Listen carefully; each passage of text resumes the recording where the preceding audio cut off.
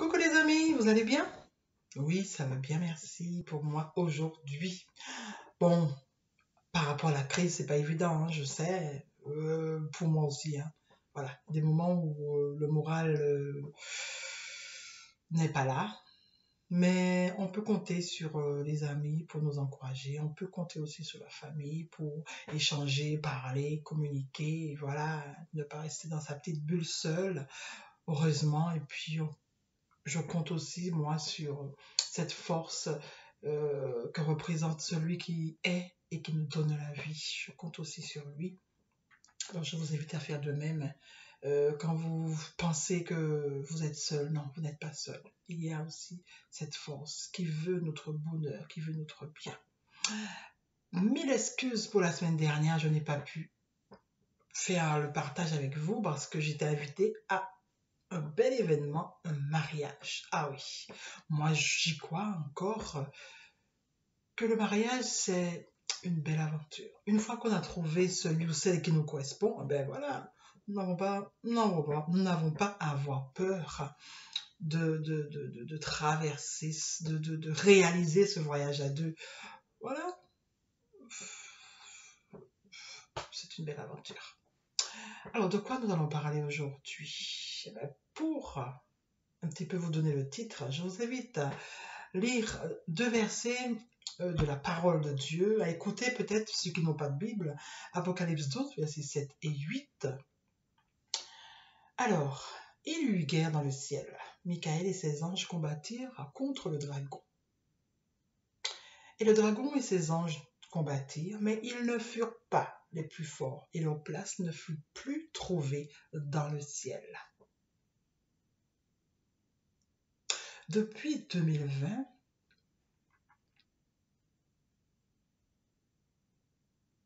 celui qui donne la vie, celui qui est et qui donne la vie, qui nous a donné la vie, m'a permis de comprendre que la parole de Dieu, dans la parole de Dieu, beaucoup de choses sont cachées.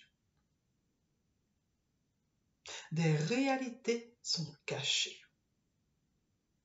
De notre histoire sont cachées. Qui est ce dragon? Est-ce Satan ou Lucifer? Qui sont Michael et ses anges?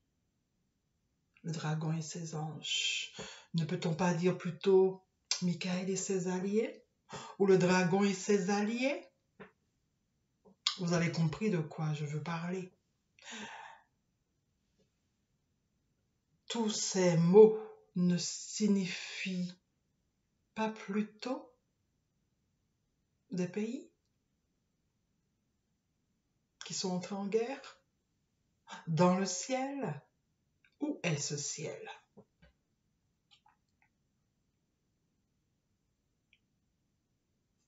« 2020, il me semble que notre représentant nous a dit « nous sommes en guerre ». Ça veut dire qu'il y a eu une attaque. Un président ne dit pas une telle phrase s'il n'y a pas eu d'attaque. Le dragon a donc attaqué, mes amis. Qui est ce pays qui a attaqué? La planète. Qui est-il? Ce dragon qui a attaqué. Est-ce réellement cette bête qui a attaqué, puisque le président nous a dit que la bête est là? Est-ce réellement un virus ou autre chose? Le dragon veut ce ciel. Il veut faire partie du ciel. Il est déterminé à faire partie du ciel. Mais quel est ce ciel? Est-ce que c'est le ciel en haut là? Ou est-ce que c'est le ciel, un autre ciel? Pour ma part, mes amis, j'ai compris que c'est le ciel occidental. Le ciel occidental qui est convoité. Ben ouais, par le dragon. Le dragon veut entrer. Il y est déjà, hein, par la technologie, hein, vous avez compris. Mais il veut décider. Et je crois que Michael et ses anges, ses alliés, sont un peu embarrassés là. parce qu'ils ont la corde là, au cou. Michael et ses anges. Revenons un petit peu pour débattre dans ce ciel occidental. Ce sera le titre de la réflexion. Et c'est la parole de Dieu qui nous parle un peu de ce ciel occidental. La parole de Dieu, vous avez vu, c'est scindé en deux. Ancien Testament et Nouveau Testament. Dans l'Ancien Testament, on a plus l'impression que c'est le côté oriental qui a sa place. Cela veut dire que, tout simplement, que la capitale en Ancien Testament, c'était l'Orient. D'accord? Par contre, dans le Nouveau Testament, on ressent plus autre chose. Il y a des changements. C'est le côté occidental, mes amis. Le pouvoir dans l'Ancien Testament, c'était Dieu, le judaïsme. On ne parlait que de Dieu, le judaïsme. Et dans le Nouveau Testament, oh là là, le pouvoir, christianisme. Parce que là, on parle de Jésus plus que de Dieu. Il a la place centrale, c'est Jésus, le pouvoir, christianisme. Dans l'Ancien Testament, quelque chose qui m'a interpellée. Le serpent s'adresse à Ève et dit « Vous serez comme des dieux ». Et dans Psaume 82, il est dit « J'avais dit, vous serez comme des dieux ». Psaume 82, verset 6. J'avais dit, vous serez comme des dieux. Qui avait dit ça? C'est pas le serpent? Alors dans Psaume 82, c'est encore le serpent. Waouh! Le Nouveau Testament, qu'est-ce qu'on entend dans Jean 10, 34? Jésus leur répondit, n'est-il pas écrit dans votre loi? J'ai dit, vous êtes des dieux? Ah ouais? C'est Jésus qui parle. Hein? C'est Jésus qui a dit ça, vous êtes des dieux, c'est pas le serpent? Alors le serpent, c'est Jésus? Quelle confusion, je ne comprends plus. Bon, on continue. Dans ce ciel occidental. Dans l'Ancien Testament, je suis est Dieu. On nous présente je suis comme Dieu. Et dans le Nouveau Testament, c'est Jésus, le Fils de Dieu. Dans l'Ancien Testament, Dieu lui-même viendra dans Ésaïe 35. Et dans le Nouveau Testament, Dieu envoie son Fils. Jean 3, verset 16. C'est quand même bizarre, hein? Que dans l'Ancien Testament, on nous annonce que Dieu vient, et dans le Nouveau, on nous dit que c'est son Fils qui arrive. Bref, on continue. Dans l'Ancien Testament, on nous parle de délivrance. Le peuple sera délivré. Il sera délivré. Délivré. Que ça que vous voyez? Délivrance, délivrance, délivrance. Et puis comme par hasard, dans le Nouveau Testament, qu'est-ce qu'on nous parle? Pour être délivré, il faut te repentir. Pour être délivré, il faut te baptiser. Pourquoi? Pourquoi dans l'Ancien Testament, on ne parle pas de baptême? Et pourquoi dans le Nouveau, on nous parle de baptême? Il y a un truc qui ne va pas. Dans l'Ancien Testament, on nous parle de libérateur. Et dans le Nouveau, on nous parle de sauveur. Dans l'Ancien Testament, on nous parle d'une nouvelle terre. Dans le Nouveau Testament, aussi. Mais il y a une différence, mes amis. Et cette différence se trouve dans Ésaïe 66. Je vais vous lire ça tout de suite. Ésaïe 66, ouvrez la différence.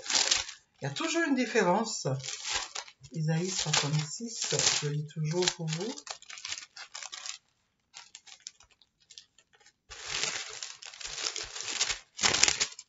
Ésaïe 66, à partir du verset 23.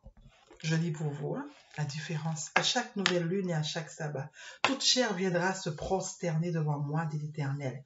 Et quand on sortira, qu'est-ce qu'on verra? Dans l'Ancien Testament, sur la nouvelle terre. Voilà, dans le ciel, sur la nouvelle terre, c'est quand même effrayant. Les cadavres des hommes qui se sont rebellés contre moi, car leur ver ne mourra point et leur feu ne s'éteindra point. Et ils seront pour toute chair un objet d'horreur. Alors moi, si sur la nouvelle terre il y a ça, franchement, pas besoin d'y aller, vraiment, vraiment. Si sur la nouvelle terre, quand je sors, après la célébration, après le culte, je vois des gens par terre, alors là, vraiment, je n'en veux pas. Tandis que dans le Nouveau Testament, on vous donne en plus quelque chose de beau. La nouvelle Jérusalem. La nouvelle Jérusalem. Dans ce testament, on ne parle pas de la nouvelle Jérusalem. On vous parle juste de la nouvelle terre. Mais le Nouveau Testament, la nouvelle Jérusalem. Vous pouvez le lire dans Apocalypse. La nouvelle Jérusalem. La semaine prochaine, je vous montrerai 2 versions. La version Summer et la version Louis II qui vous parlent de cette nouvelle Jérusalem. C'est vraiment bizarre, mes amis. Cette nouvelle Jérusalem qui brille de 1000 feux et qui descend sur la nouvelle terre. Vraiment. C'est ainsi que le christianisme domine. C'est ainsi que le christianisme est gagnant. Parce que le judaïsme, dans l'Ancien Testament, n'avait rien proposé. Voilà. Le judaïsme a proposé quoi? Une nouvelle terre et puis des gens devant qui meurent. On ne veut pas de ça. Tandis que le christianisme a proposé une nouvelle terre. En plus de la nouvelle terre, une nouvelle Jérusalem. Comment ne pas choisir le christianisme? Comment ne pas la choisir, cette religion? Ne pas en faire partie? Parce qu'on veut tous une meilleure vie après la mort. On ne veut pas s'occuper de cette vie sur terre déjà. On ne veut pas défendre cette vie sur terre. On ne veut rien faire. On veut rester là stagne. On veut rester là comme ça. Accepter tout ce qui se passe sur cette terre en pensant qu'on aura une nouvelle terre, une nouvelle Jérusalem. Voilà, dans ce ciel occidental où nous sommes, mes amis. Dans ce ciel occidental qui domine depuis toujours, depuis ce Moyen-Âge, qui ne cesse de dominer qui vit avec cette invention. Personne n'avait inventé cette réalité après la mort. Personne. Vivre dans une nouvelle Jérusalem pavée d'or. Personne ne l'avait inventé. L'Occident l'a fait. Voilà. Voilà le plus dans ce ciel occidental. Oh là là. Mes amis,